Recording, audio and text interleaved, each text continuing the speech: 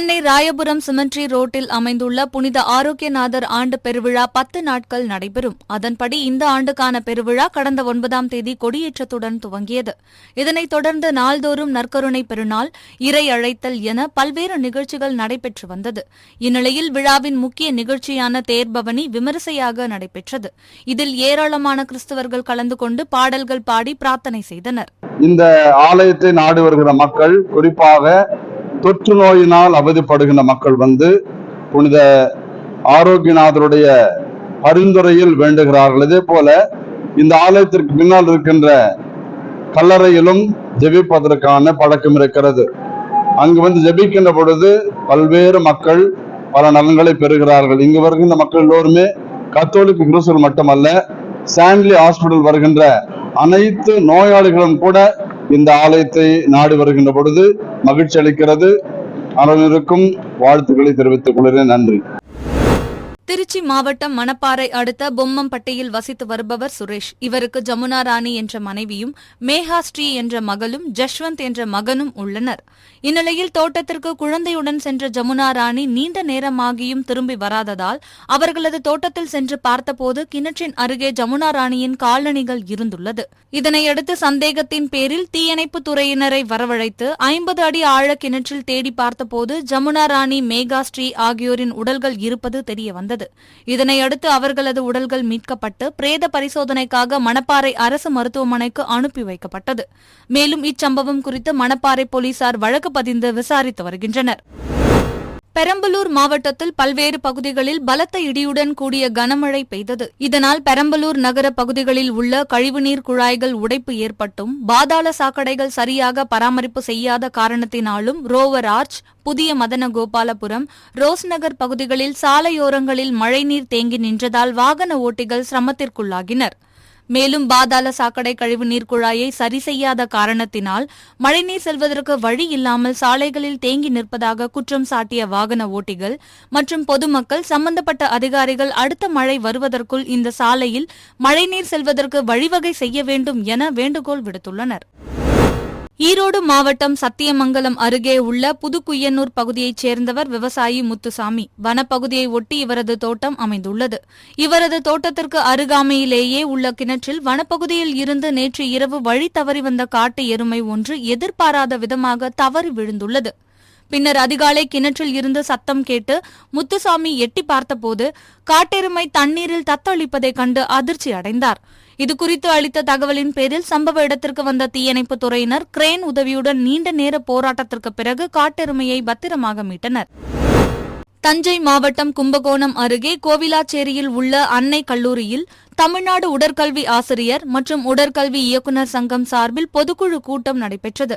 மாவட்ட செயலாளர் பாலமுருகன் தலைமையில் நடைபெற்ற இக்கூட்டத்தில் அரசு நடுநிலை, உயர்நிலை மற்றும் மேல்நிலை பள்ளிகளில் மாணவர்கள் எண்ணிக்கை அடிப்படையில் உடற்கல்வி ஆசிரியர் பணியிடங்கள் வழங்கப்பட வேண்டும், 6ஆம் வகுப்பு முதல் 10ஆம் வகுப்பு வரை பணியாற்றும் உடற்கல்வி ஆசிரியர்களுக்கு ஒன்றிய அரசுக்கு இணையாக ஊதியம் வழங்கப்பட வேண்டும், புதிய பென்ஷன் திட்டத்தை ரத்து செய்து மீண்டும் பழைய பென்ஷன் திட்டத்தை அமல்படுத்த வேண்டும் உள்ளிட்ட பல்வேறு தீர்மானங்கள் நிறைவேற்றப்பட்டன. ஈரோடு மாவட்டம் அந்தியூர் சட்டமன்ற தொகுதிக்குட்பட்ட மேவானி, சந்திராபுரம், பொம்மநாயக்கன் பாளையம் உள்ளிட்ட பல்வேறு கிராம ஊராட்சிகளில் 62 லட்சம் ரூபாய் மதிப்பீட்டில் புதிய சாலைகள் அமைக்கும் பணிகளுக்கான அடிக்கல் நாட்டு விழா நடைபெற்றது. கோபி வட்டார வளர்ச்சி அலுவலர்கள் சக்திவேல் மற்றும் பிரேம்குமார் ஆகியோர் தலைமையில் நடைபெற்ற இந்நிகழ்ச்சியில் அந்தியூர் சட்டமன்ற உறுப்பினர் ஏஜி வெங்கடாச்சலம் சிறப்பு அழைப்பாளராக கலந்து கொண்டு புதிய சாலை அமைப்பதற்கான பணிகளை அடிக்கல் நாட்டி துவக்கி வைத்தார். அதனைத் தொடர்ந்து பொலவகாலி பாளையம் பகுதியில் 13 லட்சம் ரூபாய் மதிப்பீட்டில் கட்டப்பட்ட குழந்தைகளுக்கான அங்கன்வாடி கட்டிடத்தை ரிப்பன் வெட்டி திறந்து வைத்து அங்கிருந்த பொதுமக்களுக்கு இனிப்புகளை வழங்கினார். புதுக்கோட்டை மாவட்டம் திருமயம் தாலுகா கடியாப்பட்டியில் ஊர் மக்கள் மற்றும் இளைஞர்கள் சார்பில் 58ஆம் ஆண்டு மாபெரும் மாட்டுவண்டி எல்கை பந்தயம் நடைபெற்றது. இரு பிரிவுகளாக நடத்தப்பட்ட இப்போட்டியில் பெரிய மாடு பிரிவில் 8 ஜோடி மாடுகளும், சிறிய மாடு பிரிவில் 22 ஜோடி மாடுகளும் கலந்து கொண்டன. இதில் பெரிய மாடு பிரிவில் முதலிடத்தை பிடித்த மாட்டு வண்டிக்கு 30,058 ரூபாயும், சிறிய மாட்டு வண்டி பிரிவில் முதலிடத்தை பிடித்த மாட்டு வண்டிக்கு 20,058 ரூபாயும் வழங்கப்பட்டது. இதேபோல் 2 முதல் 5 இடங்களை பிடித்த மாட்டின் உரிமையாளர்களுக்கும் சாரதிகளுக்கும் பரிசுகள் வழங்கப்பட்டன. திருப்பூர் மாவட்டம் அவிநாசியை அடுத்த பெருமாநல்லூர் பகுதிகளில் உள்ள குடியிருப்புகள் மற்றும் பனியன் நிறுவனங்களில் உரிய ஆவணங்கள் இன்றி சட்டவிரோதமாக தங்கியிருப்பதாக பெருமாநல்லூர் போலீசாருக்கு தகவல் கிடைத்தது. அதன் பேரில் தனிப்படை போலீசார் பெருமாநல்லூர் மற்றும் சுற்றுவட்டார பகுதிகளில் உள்ள குடியிருப்புகள், கம்பெனிகள் உள்ளிட்ட இடங்களில் சோதனையில் ஈடுபட்டனர். அப்போது பெருமாநல்லூர் SS நகர் பகுதியில் பாலமுருகன் என்பவரது வீட்டில் வாடகைக்கு தங்கியிருந்த வங்கதேசத்தைச் சேர்ந்த இம்ரான் ஹுசைன், சுஜோன் அன்சாரி, ஜசான் சர்தார் ஆகிய மூவரிடம் விசாரணை மேற்கொண்டனர். அதில் இவர்கள் மூவரும் உரிய ஆவணங்கள் இன்றி சட்டவிரோதமாக குடியிருந்து வந்ததும் தெரியவந்தது. மேலும் கடந்த 8 வருடங்களுக்கு முன்பு வங்கதேசத்தில் இருந்து மேற்கு வங்க மாநிலம் பங்கா பகுதியில் உள்ள இந்திய எல்லைக்குள் கள்ளத்தனமாக ஊடுருவி அங்கிருந்து ரயில் மூலம் திருப்பூர் வந்ததும், உள்ளூர் பனியன் கம்பெனியில் வேலைக்கு சேர உள்ளூர் முகவரி தேவைப்படுவதால் தற்காலிகமாக முகவரியுடன் போலியாக ஆதார் அட்டை தயார் செய்து வைத்திருந்ததும் தெரியவந்தது. இதுகுறித்து வழக்கு பதிவு செய்த பெருமாநல்லூர் போலீசார் அவர்கள் மூவரையும் கைது செய்தனர். ஈரோடு வீரப்பன் சத்திரம் பகுதியைச் சேர்ந்த தினேஷ் மற்றும் அவரது மனைவி இருவரும் வெங்காயம் விற்பனை செய்து வருகின்றனர். இந்நிலையில் பழைய பாளையத்தில் சாலையோரம் வெங்காய விற்பனை செய்து வந்த அவர்களை அப்பகுதியைச் சேர்ந்தவர்கள் வியாபாரம் செய்ய விடாமல் தடுத்து மிரட்டுவதாக கூறி தினேஷ் மாவட்ட ஆட்சியர் அலுவலகத்திற்கு வந்து உடலில் மண்ணெண்ணெய் ஊற்றி தீக்குளிக்க முயன்றுள்ளார். இதனையடுத்து அங்கிருந்த போலீசார் அவரை தடுத்து நிறுத்தி விசாரணை மேற்கொண்டனர். அப்போது 3 ஆண்டுகளாக வெங்காய வியாபாரம் செய்து வரும் நிலையில் மாநகராட்சி வழங்கிய தள்ளுவண்டியை அங்கிருந்தவர்கள் அபகரித்துக் கொண்டு தொழில் நடத்த விடாமல் அச்சுறுத்துவதாக தினேஷ் கூறினார். எனவே அவர்கள் மீது நடவடிக்கை எடுத்து தங்களுக்கு பாதுகாப்பு அளிக்க வேண்டும் எனவும் கேட்டுக் கொண்டார். திண்டுக்கல் மாவட்டம் கொடைக்கானலில் போதை காளான் மற்றும் கஞ்சா விற்பனையை தடுப்பதற்கு கொடைக்கானல் DSP மதுமதி தலைமையிலான போலீசார் தங்கும் விடுதிகள், டென்ட் ஹவுஸ் உள்ளிட்ட இடங்களில் சோதனை மேற்கொண்டனர். இதேபோல் வாகன சோதனையும் செய்து கொடைக்கானலில் போதை காளான் விற்ற 6 பேரையும், போதை காளான் கேட்டு வந்த கர்நாடகா, கேரளா, மும்பை உள்ளிட்ட மாநிலங்களைச் சேர்ந்த 10 சுற்றுலா பயணிகளையும் கைது செய்தனர். இதுகுறித்து பேசிய DSP மதுமதி, கடந்த சில மாதங்களில் போதை காளான் வழக்கில் 100 பேர் கைது செய்யப்பட்டுள்ளதாகவும் 300 கிராம் போதை காளான் கைப்பற்றப்பட்டுள்ளது என்றும் தெரிவித்தார். மேலும் போதை காளான் அதிகமாக விளையும் வனப்பகுதிகள் கண்டறியப்பட்டு வனத்துறையினருடன் இணைந்து கண்காணிப்பு நடவடிக்கைகள் மேற்கொள்ளப்படும் என்றும் கூறினார். டூரிஸ்டா இருந்தாலும் சரி, மற்ற பர்சன்ஸா இருந்தாலும் சரி, அவங்க மேல நம்மளுடைய காவல்துறையின் கடுமையான நடவடிக்கைக்கு ஆளாவாங்க. இது வரைக்கும் இந்த வருஷத்துல மட்டும் நாங்க 8 மஷ்ரூம் கேசஸ், அது இல்லாம 8 கஞ்சா கேசஸ் கொடுத்துருக்கோம். Mushroom cases 300 gram nearly seize பண்ணிருக்கோம். கஞ்சா 3 கிலோ சீஸ் பண்ணிருக்கோம். இது வரைக்கும் 52% செக்யூர் பண்ணி இந்த வருஷத்துல மட்டும் ஜெயில இருக்காங்க. அது இல்லாம ப்ரீவியஸ் கேசஸ்ல ஒரு 40 பேர் உள்ள இருக்காங்க. ஸோ மேஜிக் மஷ்ரூம் நாடி வரக்கூடிய டூரிஸ்ட் எல்லாத்துக்கும் நான் சொல்லக்கூடியது இதுதான். அதை நோக்கி யாரும் இங்க பயணிக்க வேணாம்ங்கிறது எங்களுடைய காவல்துறையினுடைய ஒரு கடுமையான வேண்டுகோளா இருக்கு. மகளிர் உரிமை தொகைக்கான விண்ணப்ப பதிவு நடைபெறுவதாக சமூக வலைதளங்களில் செய்திகள் பரவிய நிலையில் விருதுநகர் மாவட்டத்தின் பல்வேறு பகுதிகளிலிருந்து பெண்கள் மாவட்ட ஆட்சியர் அலுவலகத்தில் விண்ணப்பிப்பதற்காக குவிந்தனர். இதனை அறிந்த வருவாய்த்துறை அதிகாரிகள் மற்றும் போலீசார் இது தொடர்பாக எந்த அறிவிப்பும் அறிவிக்கப்படவில்லை என்றும் முறையாக செய்தித்தாள் மற்றும் தொலைக்காட்சிகளில் அறிவிப்பு வெளியிடப்படும் என தெரிவித்தனர். மேலும் மனு அளிக்க வந்திருந்த பெண்கள் அனைவரையும் திரும்பிச் செல்லுமாறு அறிவுறுத்தினர். இதனைத் தொடர்ந்து மாவட்ட நிர்வாகத்தின் தரப்பில் வளாக நுழைவு வாயிலில் மகளிர் உரிமை தொகை தொடர்பாக வெளியாகியுள்ள தகவல்கள் வீண் வதந்தி என்றும் இதுபோன்று நடைபெறவில்லை என்றும் இதுகுறித்து முறைப்படி முறையான அறிவிப்பு செய்தித்தாள்களில் தெரிவிக்கப்படும் என விளக்க நோட்டீஸ் ஒட்டப்பட்டுள்ளது. இதனை பார்த்த மகளிர் உரிமை தொகை மனு அளிக்க வந்த பெண்கள் அந்த நோட்டீஸை புகைப்படம் எடுத்துக்கொண்டு ஏமாற்றத்துடன் வீட்டிற்கு திரும்பிச் சென்றனர். உலக புகைப்பட தினத்தையொட்டி பசுமை போட்டோ வீடியோ ஒளிப்பதிவாளர் நலச்சங்கம் சார்பில் ஈரோடு மாவட்டம் கோபிச்செட்டிப்பாளையம் முருகன் புதூரில் செயல்பட்டு வரும் தனியார் கல்லூரி வளாகத்தில் மாரத்தான் போட்டி நடைபெற்றது. இந்த மாரத்தான் போட்டியை மாவட்ட காவல்துறை கண்காணிப்பாளர் ஜவஹர் கொடியசைத்து துவக்கி வைத்தார். இந்த மாரத்தான் போட்டியில் 12 முதல் 18 வயதுடைய சிறுமிகளுக்கு 3 கிலோமீட்டர் தூரமும், 12 முதல் 18 வரை வயதுடைய சிறுவர்களுக்கு 6 கிலோமீட்டர் தூரமும், 18 முதல் 30 வயதுடைய பெண்களுக்கு 6 கிலோமீட்டர் தூரமும், 18 முதல் 30 வயதுடைய ஆண்களுக்கு 10 கிலோமீட்டர் தூரம் வரையும் போட்டிகள் நடத்தப்பட்டது. இதில் ஈரோடு மாவட்டத்தில் பல்வேறு பகுதிகளில் இருந்து 300க்கும் மேற்பட்ட பள்ளி மாணவ மாணவிகள், ஆண்கள், பெண்கள் என பலர் கலந்து கொண்டனர். திருவாரூர் கீழ வீதியில் திருவாரூர் கிளை தமிழ்நாடு முற்போக்கு எழுத்தாளர் கலைஞர்கள் சங்கத்தின் பொன்விழா ஆண்டையொட்டி 2024 கலை இலக்கிய இரவு நிகழ்ச்சி நடைபெற்றது. இந்நிகழ்ச்சியில் தமிழ்நாடு முற்போக்கு எழுத்தாளர் கலைஞர்கள் சங்கத்தின் மாநில துணைத் தலைவரும் திரைப்பட கலைஞருமான ரோஹிணி கலந்து கொண்டு தானா எல்லாம் மாறும் என்பது பழைய பொய்யடா என்ற தலைப்பில் பேசினார். தொடர்ந்து திருவாரூரில் திரையரங்கில் சர்வதேச திரைப்பட விழா செப்டம்பர் 18ஆம் தேதி முதல் 22ஆம் தேதி வரை தமிழ்நாடு முற்போக்கு எழுத்தாளர் சங்கம் நடத்துவதையொட்டி லோகோ வெளியிட்டார். மேலும் நிகழ்ச்சியில் கப்பலோட்டிய தமிழன் வ.உ. சிதம்பரனாரின் கொள்ளு பேரன் எள்ளுப்பேத்தி திருவாரூரில் வசிப்பதை பெருமைப்படுத்தி கௌரவித்தனர். ஈரோடு பீபே அக்ரஹாரம் சானரி வீதியை சேர்ந்தவர் ஞானபால். இவர் அன்னை ஃபாத்திமா லெதர்ஸ் என்ற நிறுவனத்தின் உரிமையாளராக இருந்து வருகிறார். இந்நிலையில் இவர் மாவட்ட காவல்துறை கண்காணிப்பாளர் அலுவலகத்தில் புகார் மனு ஒன்றை அளித்துள்ளார். அந்த மனுவில் 35 ஆண்டுகளாக அன்னை ஃபாத்திமா என்ற பெயரில் தோல் பதனிடும் ஆலை, தோலினால் செய்யப்பட்ட பொருட்கள், கெமிக்கல்ஸ் விற்பனை செய்யும் நிறுவனம் நடத்தி வருவதாகவும் 2021ஆம் ஆண்டு சிறுநீரக மாற்று அறுவை சிகிச்சை மேற்கொண்டதால் தொழிலை முழுமையாக கவனிக்க முடியாமல் போனதால் தன் நிறுவனத்தில் பணியாற்றிய பரமகுரு, கோபி, ஜமுனா மற்றும் தணிகவேல் மூலம் தொழிலை நிர்வகிக்க தெரிவித்திருந்ததாகவும், சிகிச்சையில் இருந்தபோது பரமகுருவுக்கு வங்கியின் மூலம் பணப்பரிமாற்றம், தோல் பொருட்கள், கெமிக்கல்ஸ் என 13 கோடியே 29 லட்சம் ரூபாய் அளவுக்கு அனுப்பியுள்ளதாகவும் குறிப்பிட்டுள்ளார். அதன் பின்னர் உடல்நலம் சீரானதும் ராணிப்பேட்டையில் தான் வைத்திருக்கும் குடோனில் சென்று பார்த்தபோது வெளிநாட்டிற்கு அனுப்ப வைத்திருந்த ஏற்றுமதி பொருட்கள் மாயமாகி இருந்ததாகவும், பரமகுருவுக்கு தோல் பொருட்கள் உற்பத்தி செய்ய அனுப்பிய 1 கோடியை பொருட்களை உற்பத்தி செய்யாமல் கோபியின் சகோதரர் மனைவி மகாலட்சுமிக்கு சொந்த உபயோகத்திற்காக 70 லட்சம் ரூபாய் வழங்கியுள்ளதாகவும், தனது அனுமதியின்றி தனது பணம், உற்பத்தி செய்யப்பட்ட ஷூக்கள், இருப்பு வைத்திருந்த தோல் போன்றவற்றை தனது வாடிக்கையாளர்களுக்கே டிஎம்எஸ் என்ற பெயர் கொண்ட நிறுவனத்தின் சார்பில் அனுப்பி 2 கோடியே 57 லட்சத்து 41,851 ரூபாய் மோசடி செய்துள்ளனர் என்றும் புகார் தெரிவித்துள்ளார். எனவே தன்னை ஏமாற்றி மோசடியில் ஈடுபட்ட பரமகுரு, கோபி, ஜமுனா, தணிகைவேல், பஷீர், மகாலட்சுமி, டிஎம்எஸ் நிறுவனம் மீது நடவடிக்கை எடுத்து பணத்தை மீட்டுத் தர வேண்டும் என கோரிக்கை விடுத்துள்ளார். கம்பெனி அன்னை பாத்திமா லெதர்ஸ்னு ஈரோட்டில் ஹெட் ஆஃபீஸ் இருக்குது. அதனுடைய பிரான்ச் ராணிப்பேட்டையில் ஷூ ஃபேக்ட்ரியும் ஃபினிஷ் லெதர் கம்பெனியும் வச்சுருக்குறோம். அது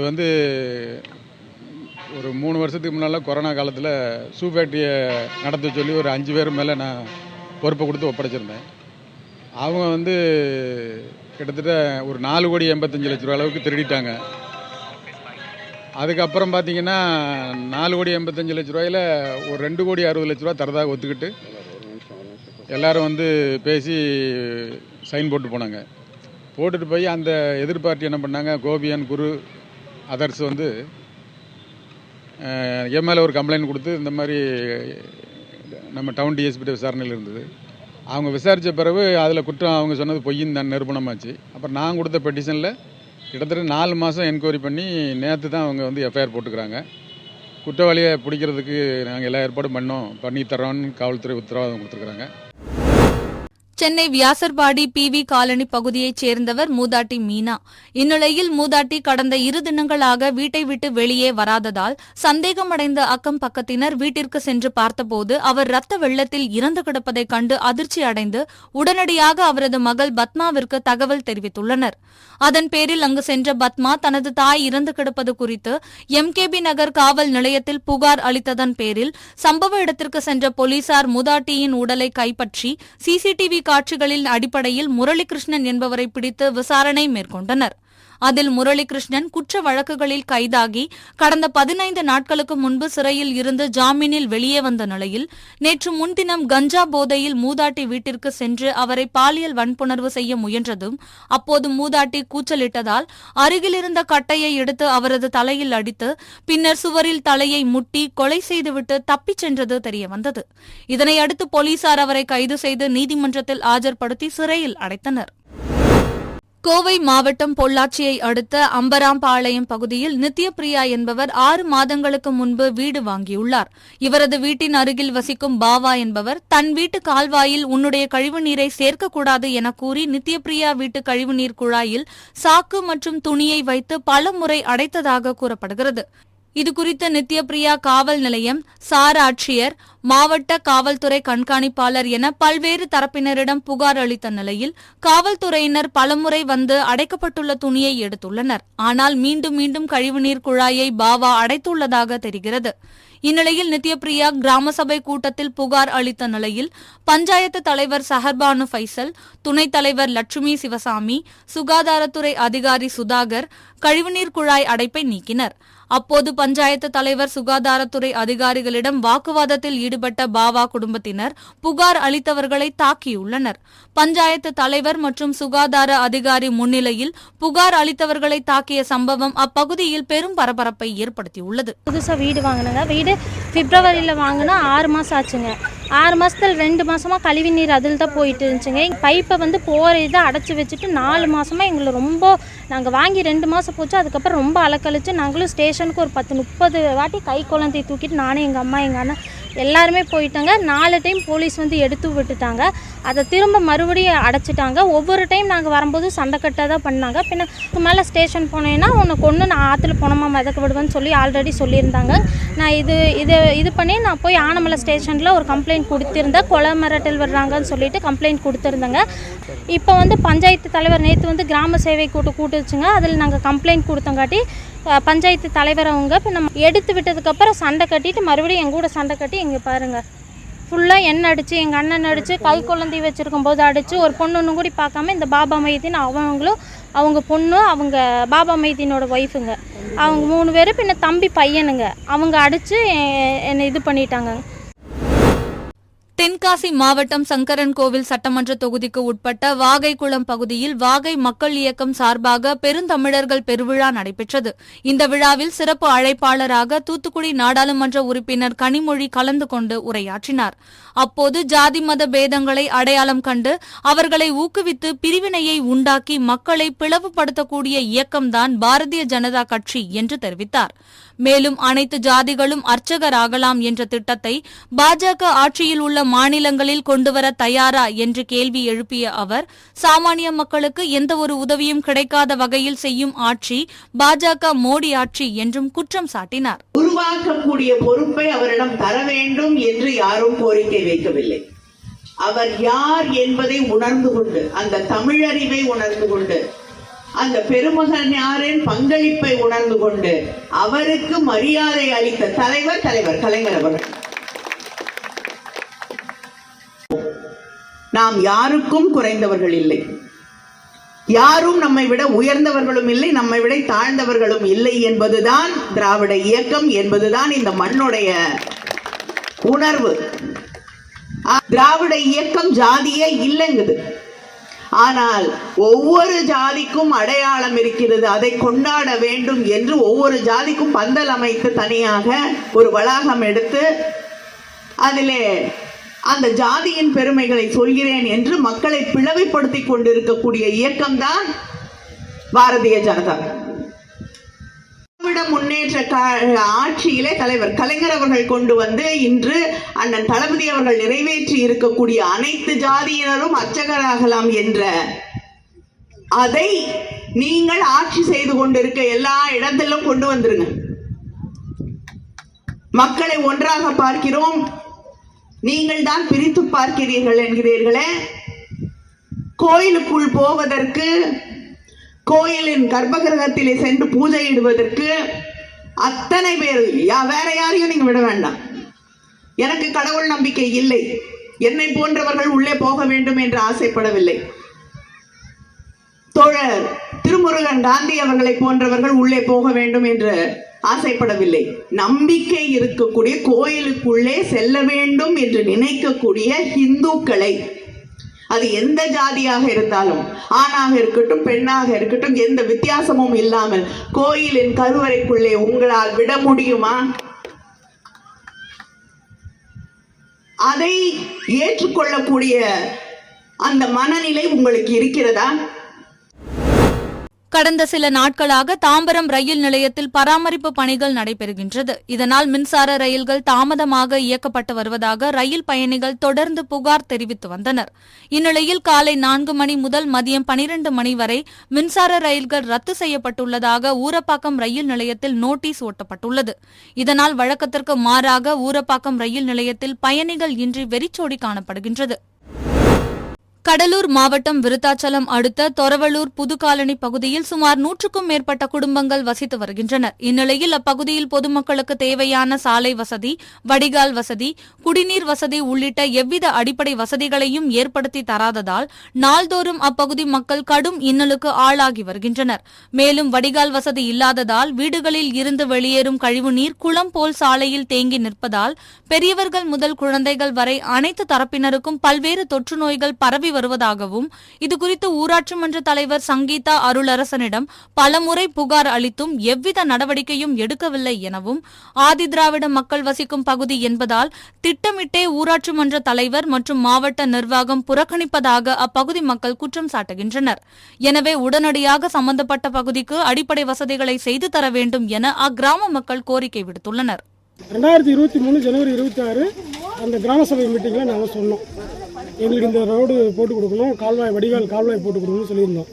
இது பஞ்சாயத்து ரோடு இல்லை, நாங்கள் என்னது நெடுஞ்சாலை, நெடுஞ்சாலைத்துறை தான் செய்யணும்னு சொன்னாங்க. ஆனால் ஏற்கனவே இது பஞ்சாயத்து நிதியில் தான் செய்யப்பட்டது. வள்ளி ரங்கநாதன் அவர்கள் கவுன்சிலராக இருக்கும்போது வள்ளி ரங்கநாதனுடைய நிதியில் இந்த ரோடு போட்டாங்க. அவரோட நிதியில் தான் அந்த தெருவுக்கு கால்வாய் போட்டாங்க. அந்த தெருவோட கண்டினியூஷன் தான் இந்த ரோடு. ஆனால் இந்த ரோடுக்கு இது வரைக்கும் கால்வாயும் வரல, ரோடு வரல. 2006 கடைசியாக தெரு பேர் என்னன்னு சொல்லுங்கள். புது காலனி, மேற்கு தெரு புது காலனி. 2006 போடப்பட்ட ரோடு இன்ன வரைக்கும் அந்த ரோடு செப்பனிடல. இப்போ ரோடு ரொம்ப மோசமான நிலையில இருக்கு. நாங்கள் பலமுறை கோரிக்கை வச்சோம். 2023 ஜனவரியில் கோரிக்கை வச்சோம், 2023 ஆகஸ்ட்டில் கோரிக்கை வச்சோம், ஆகஸ்ட் 15 கோரிக்கை வச்சோம், 2024 ஆகஸ்ட் 15 கோரிக்கை வச்சோம். அப்போ சொன்னாங்க ஏற்கனவே நாங்கள் கோரிக்கை அனுப்பியிருக்கோம், இது பஞ்சாயத்துகளில் வராது, பஞ்சாயத்து நிதியில் கட்ட முடியாது, வேறு எம்பி ஃபண்ட்லையோ இல்லை எம்எல்ஏ ஃபண்டில் தான் கட்டணும் அப்படின்னு சொல்லியிருக்காங்க.